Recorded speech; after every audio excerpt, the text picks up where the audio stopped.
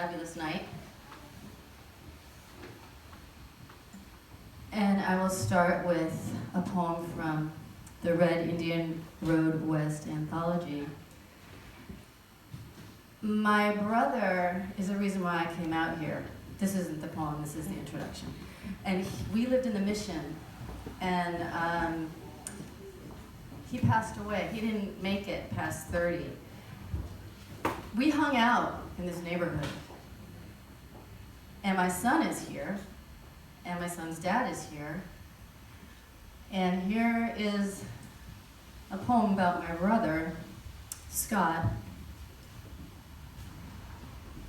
Oh, I also want to dedicate this reading to the Standing Rock Native Americans and the people out there who are standing their ground. And also my sister, because it's her birthday. Okay, now I'm really going to do this poem. It's called Apparition. Walking to my brother's grave, past farmhouses, snowy fields, I step into spirit land. Are they resting? I look for the bench. We love you, Mommy, not Scott's. Recognize the open fields when we sprinkled his ashes into a square hole in the earth, trying to joke, saying he'd rather like a circle. Placing my hair, I cut for him the last of him, dust, back to the earth with all these moaning spirits. I find the bench. Tears fall as I dig up the snow, revealing damp earth, and find his name, 1967 to 1996. So definite, so factual. His life, his death, entombed under a tree. I light the sage on the cement plaque, praying to Great Spirit, to the ancestors. I don't ask for anything, but the wind to take my smoke prayers and peace for him, and for him to know I love him wherever he is.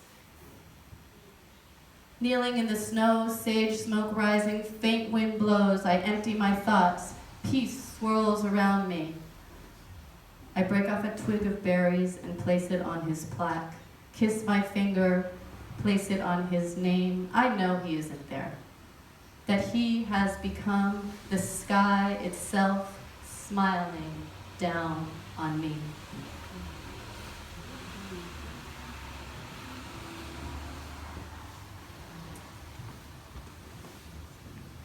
This is still about my brother. It's called Embarcadero Pier. I used to work as a temp in San Francisco, and then on my breaks, I would go down to the Embarcadero and I'd look at the water and see the seagulls, so Embarcadero Pier.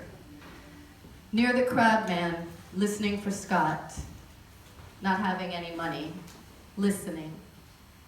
Wind in a dress, feel old, like a wiser woman with wrinkled hands and soft eyes. Feather in the sky, spirit flying.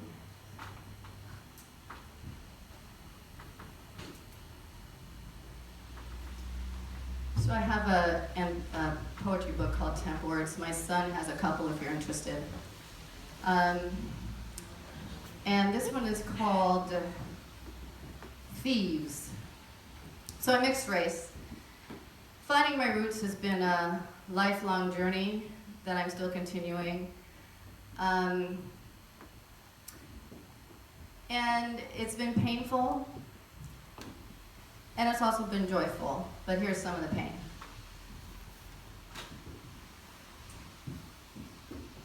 Thieves. Sometimes I can't find my words. I have no words. They are stuck somewhere deep in me. Sounds I've never heard. Rhythms caught somewhere in my back, deep. Sometimes I have no words to get to them. Painful, tearing of loss, grief, what happened? Babies torn from mothers, cultures torn from communities, left naked. Where are my words?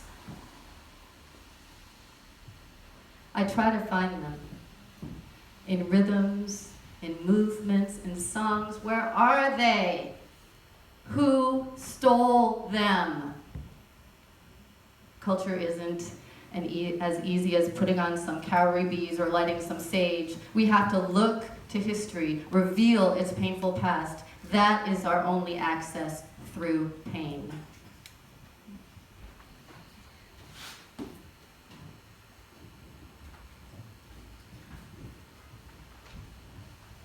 Thank you for listening. This is an excerpt from the novel I'm working on, and this character is based on, based on my great-grandmother, who was Indian, Passamaquoddy Indian and black. And I did a lot of research about residential schools, and in 1879, the Bureau of Indian Affairs established a law that forced all Indian children to go to school, and many of these schools were run by religious groups and funded by the federal government.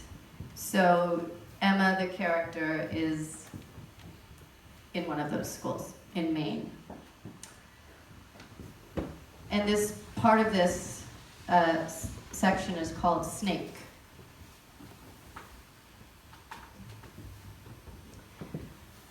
They beat me. I tell you, that's what they did at that school. They beat me. Huh, school. If I spoke my language, ooh, those nuns would get so mad, called it the devil's language, and Sister Anno, she'd get the switch. Everyone in the class eyes widen, look at me. I didn't care. I was tough. I was tough. For them, already 11, and I didn't cry when they beat me. Tried to beat the Indian out of me. Only good Indian is a dead Indian. Kill the savage, save the man. Take me to the front of the class, and with that switch, smack, smack, smack, smack, until I bled. But they couldn't get to me.